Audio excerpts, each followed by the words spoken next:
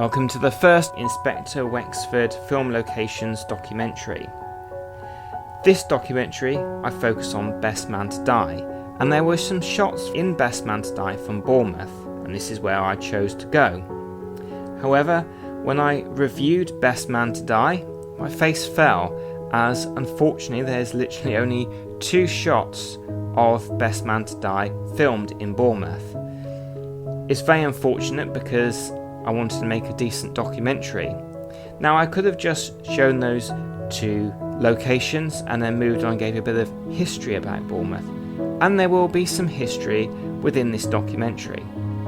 However, I know there will be many of you wanting to see some film locations.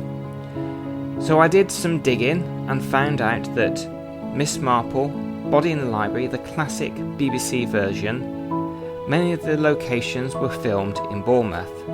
So in this first documentary, you'll be seeing locations from both Inspector Wexford and Miss Marple.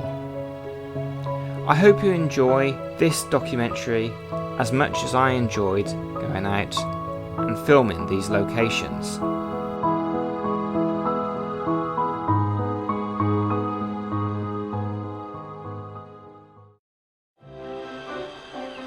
Here we see Wexford and Burden driving into Bournemouth, where the Fanshaws spent less than a cosy time on a family holiday. The best viewpoint to see this location is from the Bournemouth International Centre.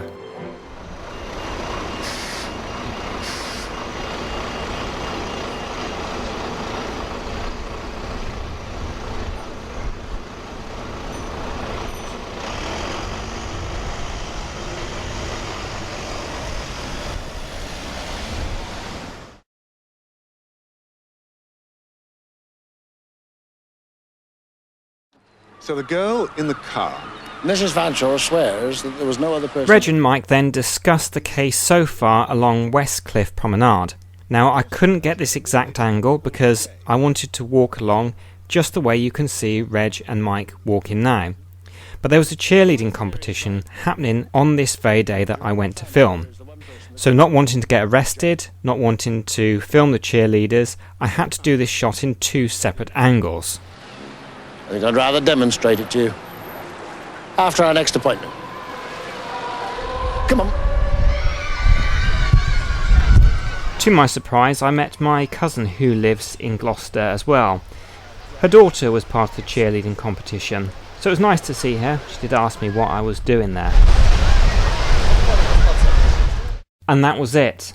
Just the 2 shots from the Best Man to Die. You can see where my face fell. As Bournemouth Pier was in the background, I thought I'd do a little bit of history about this iconic location.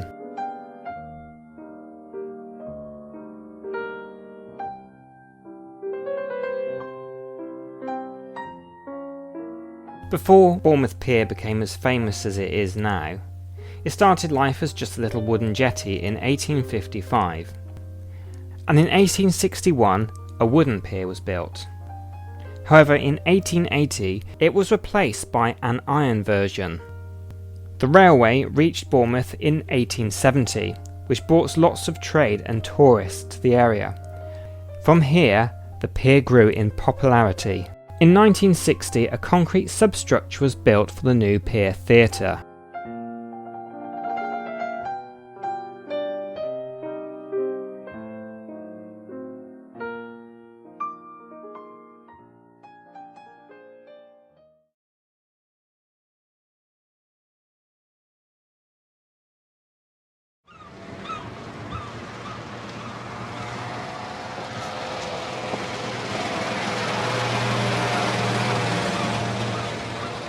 Three hotels were used as the Majestic in Body in the Library. The first of these locations was the Bournemouth Highcliff Marriott Hotel. This hotel was used mostly for the exteriors of the Majestic. As we can see here, the police and Inspector Slack drive up to the hotel as they start their inquiries.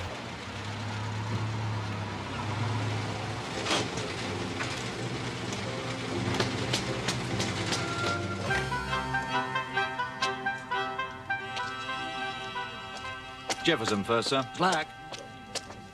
I think I'll tackle Jefferson on my own. less intimidating, hmm?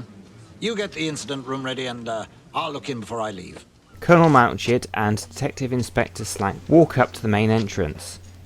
As you can see, the doors have changed since the filming. That's not the only thing that has changed in this hotel. Miss Marple meets Sir Henry in the conservatory of the hotel. Now this area has become a hotel extension with a bar and restaurant. Oh, what luck. What a great pleasure. Oh, how kind of you to say so.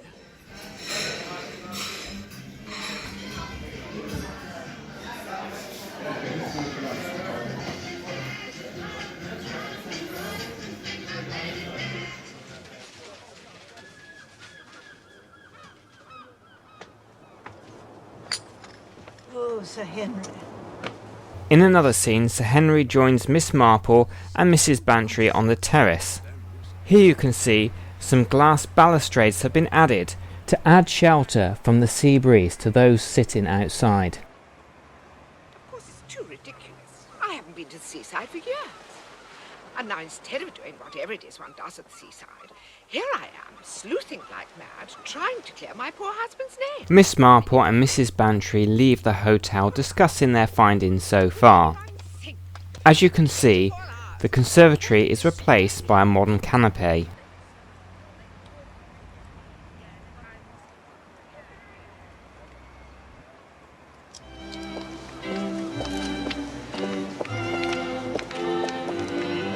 Directly opposite the hotel is the top ticket office of the Funicular Railway, also used in body in the library.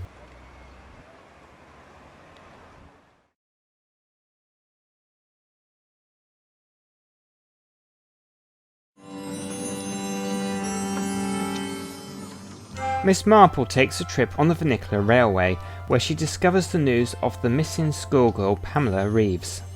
The railway here was built in 1908 and known as the West Cliff Lift.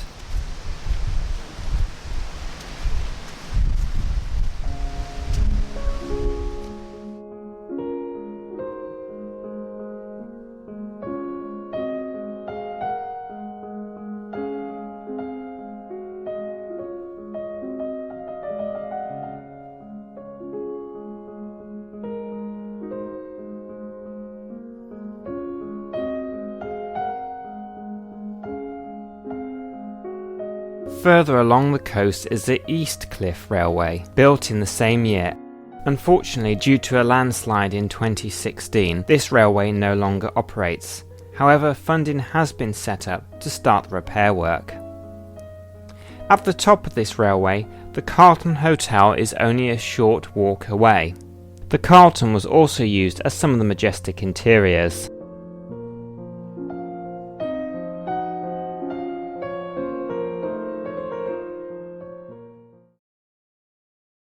Due to the difficulty of trying to get in contact with English Heritage to do filming at Porchester Castle for the location in the Inspector Wexford An Unwanted Woman, I decided for these locations in Bournemouth to just turn up and see if I could get some footage. Unfortunately, the Carlton were busy, so I was unable to explore, film and get the footage I wanted. The only thing I could do was get this one shot. This area I cannot say with any certainty that it was used in Miss Marple's body in the library. The Royal Bath Hotel is the third location for the Majestic in Weymouth. Although the exterior of this hotel is not used in the drama, I thought you would like to take a look. Detective Inspector Slack arrives in the restaurant and foyer area.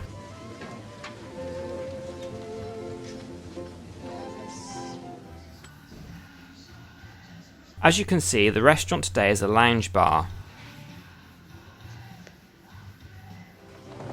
As the hotel stands today, in this scene, Adelaide Jefferson comes from the reception area through to the top level of the bar. Good morning, Mr. Starr. Good morning, Mrs. Jefferson. Much to Raymond Starr's delight.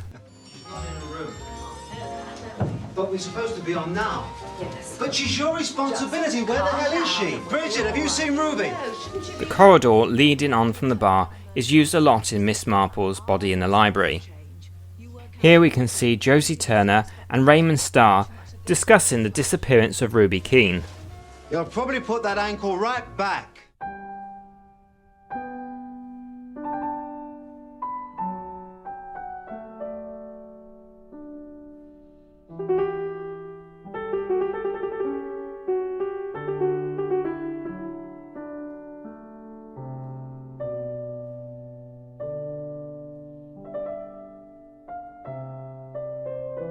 Pop down to the tennis courts and ask Mr. Starr to come up. You should be finished by now. The banisters and stairs down to the bar play a prominent role in the filming. All that we've given you.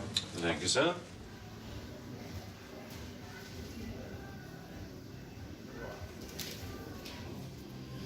I wondered if the restaurant now in the hotel was used. However, it wasn't. Take note of the banisters here. Bottle. Good. Yes, Lord. However, it does appear that the restaurant that we see earlier on in Body in the Library is also used as a lounge bar in the drama. Pay attention to the banisters behind Miss Marple's head as she talks about the village parallel. Beautiful. Tut tut.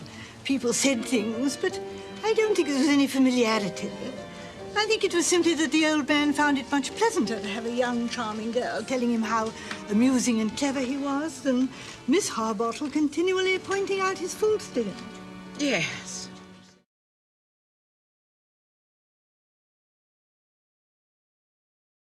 Oh, Jane, really? One can't solve a murder with sand in one's shoes. The beach also featured, however it was very difficult to find the exact location on a stretch of sand. Yes, I'm sorry not to be more companionable, but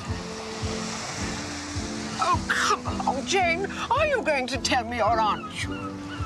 Here a worried Mrs. Bantry tries to talk to her friend Miss Marple. However, Jane is lost in thought as she puts the case together in her mind. Well, isn't that what you've been thinking about? well, way. Yes. Of course, it's obvious who might have done it, but as I say, there's something missing. Yes.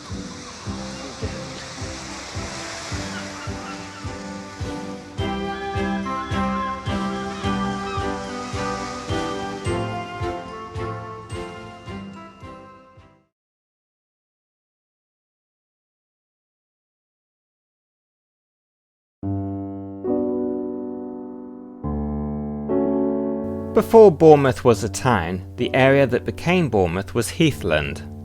Smugglers would use the coastline around to hide their contraband. In the early 1800s, Bournemouth became a spa town as people were encouraged to sea bathe by their doctors.